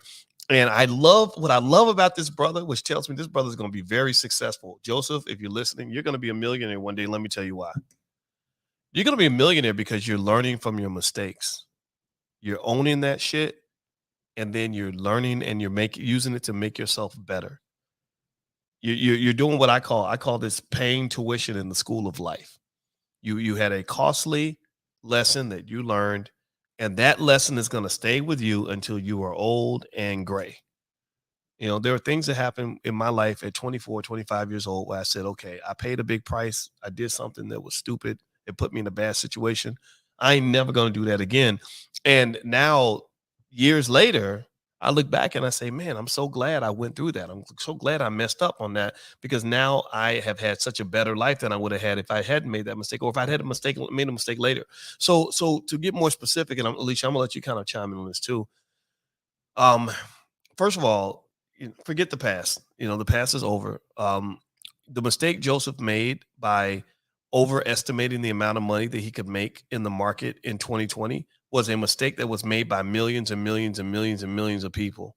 There were so many people who did not understand what investing is supposed to look like because the money was so easy. The Federal Reserve was pumping money into the economy at a historic level. They went into extreme panic overdrive mode with the pandemic, and they should have stopped. They learned within 6 weeks that this pandemic was not going to have the effect on the economy that they thought, but they still kept pumping all this money into the economy, and it boosted the stock market like crazy. People were flipping their stocks and making doubling the value of their stock in a couple of days. So it gave a lot of young people a misinterpretation of what investing is. They began to feel like investing was gambling, and it doesn't matter. The whole time, Kenneth uses a great word, gamification. So Robinhood comes along, they start making investing kind of like a video game. And so the whole world kind of becomes this big casino. And a lot of 21-year-old men, 22-year-old men, Joseph's age, got caught up in all that hype. And so later on, the reality started kicking in. The market took a big dip and a nosedive. And then suddenly these poor guys were losing tons of money. They were buying a lot of options. I wasn't buying those options. I was selling them. I said, well, if the price is going up and everybody's paying all this extra money for an option, I'm going to sell options to you because I want the money. Because I'm a little older, I became a bird in the hand versus 10 in the bush kind of guy, where I wanted the guaranteed money. I didn't necessarily need the speculation and all the gambling and all that. So ultimately, what I would say to you is just know that, what goes up can come down. When times are good, you always want to prepare for when times are going to be bad, because they're going to be bad. Winter is always coming. But then when you're in the middle of winter, you can't get so caught up in the fact that you're in winter. You got to realize that the sun's going to come out. The sun will come out tomorrow. There's all, so you prepare for the sun while it's raining, and then you prepare for the rain while it's sunny. Okay. So, Alicia, do you have anything you want to say about that? Yeah, I wish he was still on the call, because I would like to ask him about how he felt about all of that. He's going to have a memory of that forever. And you kind of think about, I think about the fact that I was fortunate enough to live with my grandma, who lived through the Great Depression. And although she had a lot of money, like my grandpa hooked her up. He made sure she worked as a librarian only because she wanted something to do during the day. Like, she didn't have to work. Like, they were pretty well off. And I just remember her. She never acted like she had a lot of money, although she did. And we would go to the grocery store, and she would always we spent so much time trying to budget. And then I would take her to grocery shopping, and then I'd be like, ooh, grandma's really suffering here. She don't have no money, poor thing. I felt bad. I was living with her at the time. You remember that, right? And so I remember taking her to the grocery store, and I would come back, and she'd give me a crisp $100 bill for taking her to the grocery store. I'm like, grandma was a secret baller. Remember that show, Undercover Boss? Yeah, that was your grandma. She was an undercover boss. She was an undercover boss, and who knew she had all this money? And so she just didn't want to give it to them. She was like, I'm not giving it to them. And she'd be like, Commonwealth Edison, which is like the light company, whatever. Like, Commonwealth Edison is rich. That's what she would say. And she's she turned the lights off. She didn't believe in. But that's the psychology of that trauma of living through the Great Depression. What that did to her, she cannot waste money. It ruins her day if any money is wasted.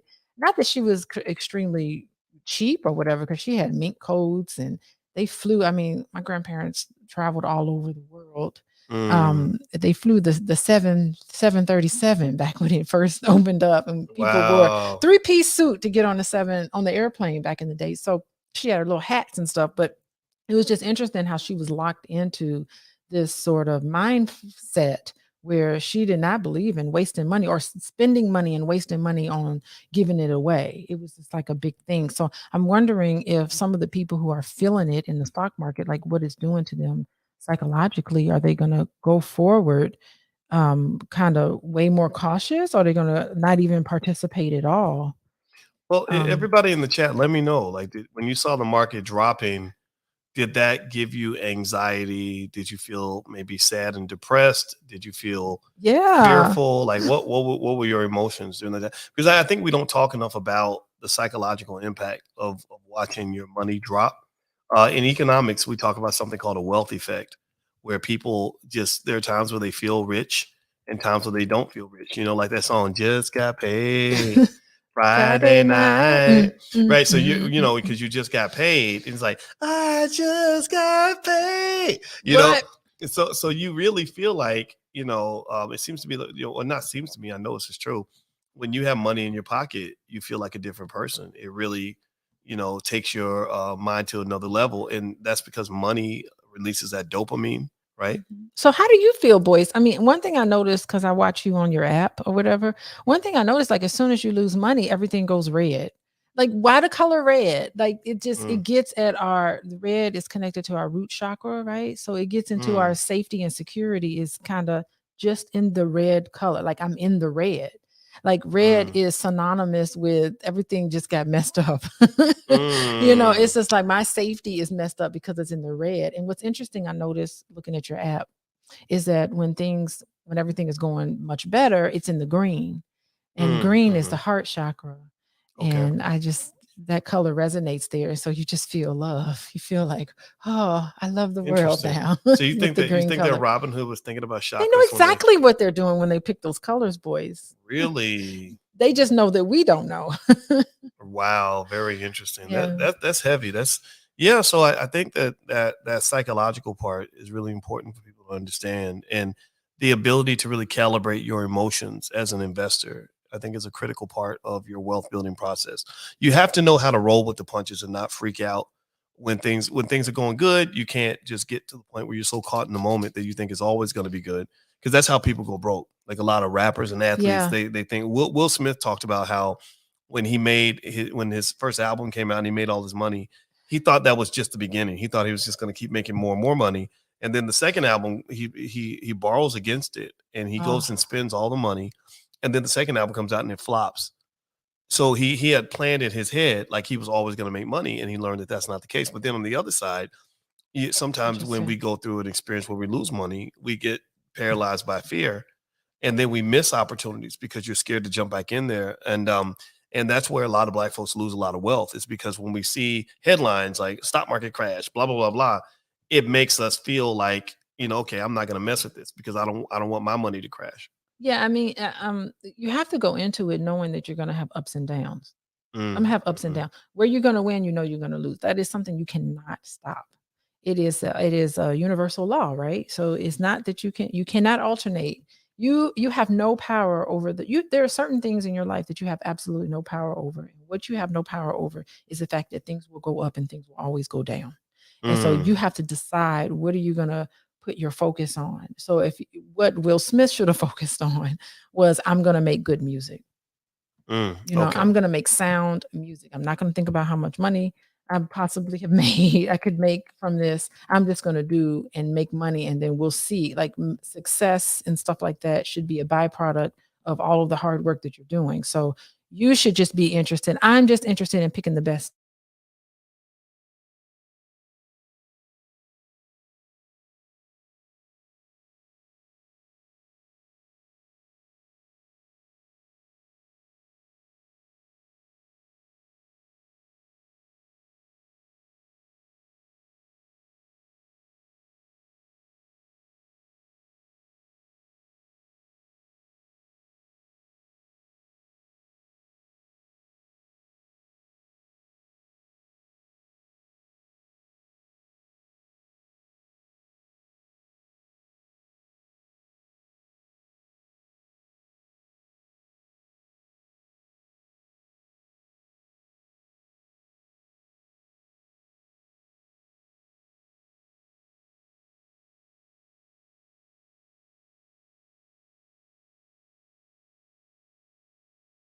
They can't hear.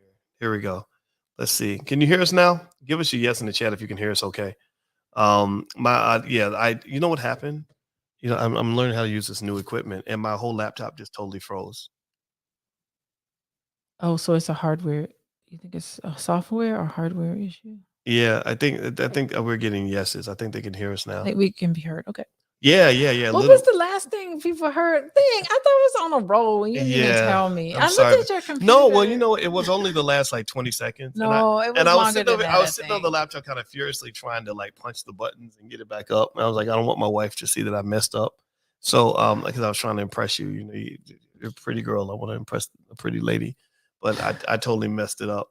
But so with Will Smith, it's I think that was where it kind of started acting funny. But with the Will Smith thing, to me, I did learn something from that. Actually, Will Smith, speaking of him, he is a lot of people don't realize how smart his family is and how wise they are. That's one of the reasons why I was so surprised that he did, that he went up and decided to slap Chris Rock. I didn't think that was a smart move on his part, to be honest with you. But you know, I've actually, I remember learning a couple of things from him, just randomly talking. He's always been a person that liked to share knowledge, and I respect that. So 2 things that he shared that I thought was great was when he talked about being wealthy and how being rich can make you think that you're going to be rich forever. So you know, and he talked about the IRS and all that. He said, first of all, the IRS is going to take half your money. He said, so if you get $1 million and you say, oh, I'm going to be conservative, I'm only going to buy a car for 600,000 or a house for 600,000. He said, you're gonna owe money. You're gonna owe 100,000. Right. He said, you already messed up. You already messed up. And he talked about, you know, that first album doing really well and how he spent all the money from the second album because he figured the second one would do well and found out that it didn't do well. So he ended up going bankrupt. But then there's another thing he shared that I thought was really profound was he talked about why he got his first divorce.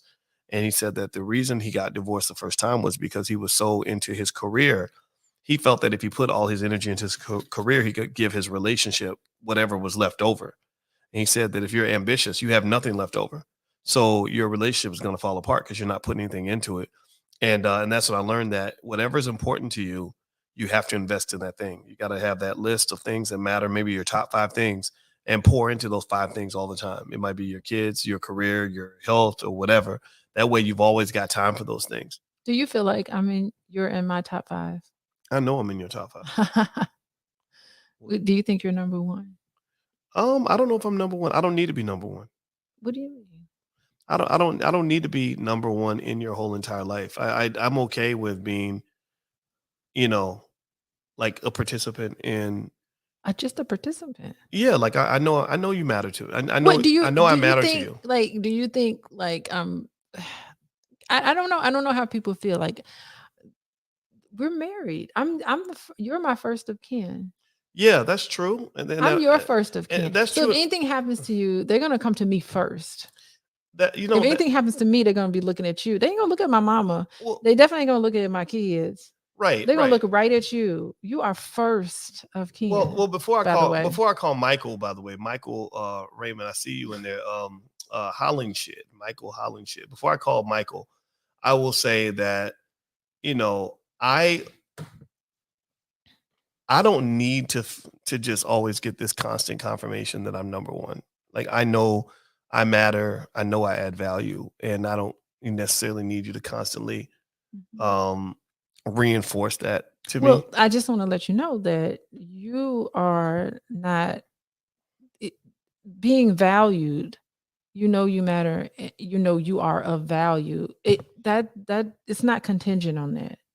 Yeah, it's just you being Boyce. Yeah, I think okay. So my thought, here's my thing, right?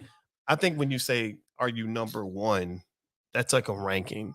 That's competitive, right? To me, it's like I don't need to always necessarily know that I'm number 1. I just need to know that I'm a top priority. Is it creepy if I say you're number 1? Would you just be like, spooky? What the hell's wrong with her? Like, what's wrong with her? No, it's not spooky. It wouldn't be creepy. But I mean, why can't you allow yourself to be number 1 for somebody? Are you who do you think you're number 1 to if it's not me? Well, I don't need to be number 1 for anybody. I'm number 1 for myself and for God. From God. I mean, really? Yeah. I mean, I know you got kids. You have a mother. I have kids. Listen, I have children that are like plotting and planning right now what they're gonna do when they leave this house. They are, but I don't need to be number 1. That's my point. Like, I don't want to compete with other people. It's not a competition. I know I matter, right? I know I matter. So, like Solomon, I agree with Solomon. Made a good point in the chat. He says the king doesn't need to be told he's the king. Just like when I go out and I know people meet me, and I see people. I've had women break down and start crying because they met me. I've heard more than once that like meeting you is bigger than meeting Michael Jackson or Prince. They don't know you. I know you. They don't. Well, they know me pretty well though, because I talk a lot and I talk a lot online, and there are people that have been following for years, and I see all that. But here's the thing: but they don't know you, like right? They don't know me the way, right? But they still know me, right? They know a side of me. They know you, but they don't know you. But remember, they know things about me that you don't know, because they've been listening to me long before you and I even started dating. They watch my transition in certain ways. Yeah. So they know. I've watched your transition. Right. So here's my point. stop competing. I'm not It's competing, but I'm just saying, I get like, it. there's no way somebody who listens to your podcast is going to really know you. Yeah, well, they do know me pretty well because I share a lot of information. I share. I'm talking about intimacy, right? baby. I get it. But here's my point. You got to let me finish my point. Let me finish my point. Okay. So my point is that I don't need. I try my best to check my ego in general. I try not to get into competitions because I think that being competitive too much with other people all the time creates toxic energy. Okay, Like, I'm not talking about I must be number one. I must be the most important person in your life. If you got other people in your life that matter for you, if I'm really down for you, I'm gonna support you. I'm not gonna say I need to be first. I need to be number one. I'm gonna say you don't have to say that. I'm gonna say I know your kids matter to you, so I'm gonna support you as you are there for your kids because I know I'm gonna get mine. Right. So the same thing is true when I'm talking about when I go out and I meet people. When I meet people and they and they give me a lot of respect and everything else, I constantly remind myself, like, don't get too arrogant. Like, don't start competing with, like, don't start saying, well, do you like me more than you like Umar Johnson? Or I heard you listen to the Earn Your Leisure podcast. And no, I have to jump in here. I have to jump in here. But you're talking about competition. I'm not talking about competition. You're hearing what I'm saying is competition, and it's not competition.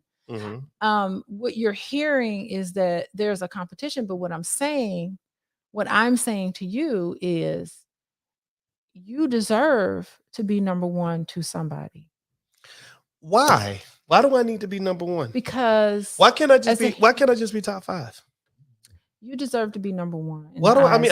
Why do I? In the eyes of somebody, you can walk around. So the thing, because now you're not letting me. I don't. I'm number one for me. Cutting me off. Okay. No, I just really don't think. I mean, I think I did. Sure, okay, yeah, but I think generally, why does it have to be a competition? That's my point. I'm not making it a competition. I'm just saying that you deserve to be number one in the eyes of somebody who really knows you. Right. And so I'm making I'm not competing with people who cry when they meet you, whatever. They can cry when they meet you. That's beautiful. That's wonderful. But I know you. Mm-hmm. We have a level of intimacy that you ain't gonna have with nobody else. you know? Right. So it is, what I'm saying is, I'm talking about when you marry somebody, they get to see you in a way that no one else gets to see you. Okay. That level of intimacy you don't have with, like, I don't have that level of intimacy with anybody else.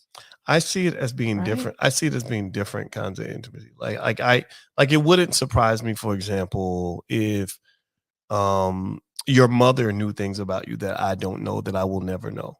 Right? Because your mother has access to a certain side of you. Your colleagues at the university have insights into you that I don't have, right? And I'm not saying that I'm not important, but I really think it's important to be very careful about putting a ranking on things. Like I'd rather just have you say you married. Yeah, I agree, but remember, like, I don't think being married means that I have to always be number one in your life all the time, because I see guys who think that way. I gotta be important. I gotta be number one all the time. So that means that if you at work.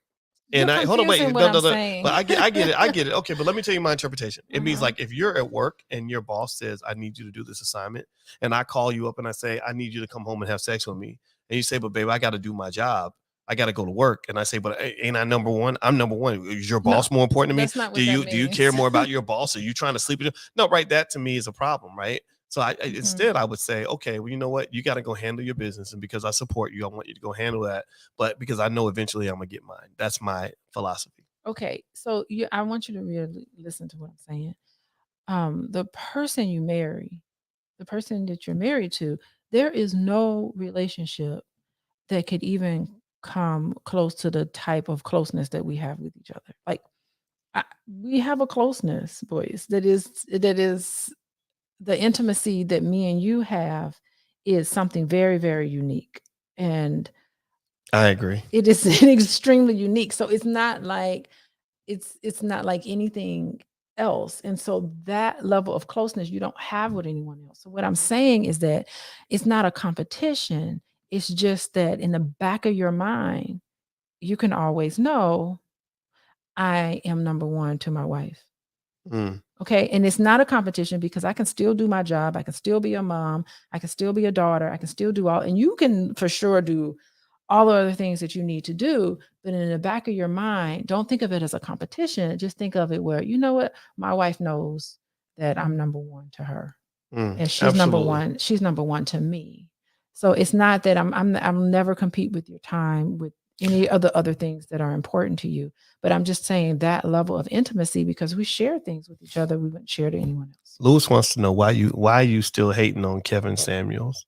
How did Kevin Samuels make it into this conversation? I know. I think because Lewis is a Kevin Samuels groupie, and he's like, we ain't even talked about Kevin Samuels, man. What the But R.I.P. to Kevin Samuels. You know, we don't hate the brother, but this guy, I just thought I would make fun of Lewis because you need to get Why is this don't popping up spend in so our much time on conversation? another man's testicles, Lewis. Yeah, you got to grow your own balls, bro. Anyway, let me stop. All right. So, hey, by the way, Michael, I know you sent your number, but I'm gonna call Michael because Michael put his number in. So I'm calling you now, Michael. Can you? I have a question. When Michael talks, can you leave him on because I may have some questions for him. Absolutely. Okay. Absolutely. Let's see if Michael's home. Michael, we're calling your house. And no, by the way, we ain't hating on Kevin Samuels. We ain't here to fight over somebody who died. So, hello, Michael. What's up, man? What's up, boys? I'm doing good, brother. Where you at? What city you in? I am in Macon, Georgia. Macon, Georgia. All right, all right. Yeah, I am sitting out here at work outside. You at work? You ain't gonna get in trouble with the boss, are you? Yeah, not really. How you doing, man? What's on your mind, brother? See, let me go back to the trouble with the boss. If I get in trouble with the boss, I'm getting in trouble with myself. I am the boss. I learned how to listen some years ago, and that's my beef with you. But I'm gonna get to that in a minute. I learned how to listen years ago. So once I learned how to listen, I realized the next step was learn how to practice. Now, okay, right. Got you. Now this is my beef with you. You hit online in 2012, right? Right.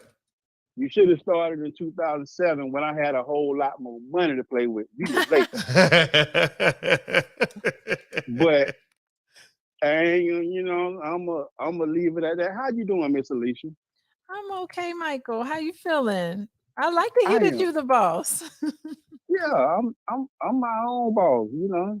I look at it like this. This job needs me more than I need it. Wow, there we go. And when I say I learned how to listen first, then I learned how to practice. Then I start executing. I started listening to Boyce in 2016. I should have started investing then, but I didn't. I started investing in 2019, and when the economy kept going down, like this last year, I threw more money in it. Dr. Boyce had a podcast once. He was like, "What am I doing when the economy going down? I'm buying. I ain't gonna worry about it because I ain't gonna do it. I ain't gonna do whatever. It's about long-term investor." Yes. How did it go? How did it go for you? Did you make some money? Oh, man, I get in my car and pull off right now. But I ain't gonna do that. What? Yeah. So the money's good. The money's good, right? Is that what we're hearing? The money make you feel better. What? Let's shout out the rich black man in the building. Michael making money. Hey, I'm happy for you, brother. Congratulations, man. I appreciate it, bro. I appreciate you, man. I appreciate you. Anybody listening, if you ain't investing, I don't care if you start with $5 a day.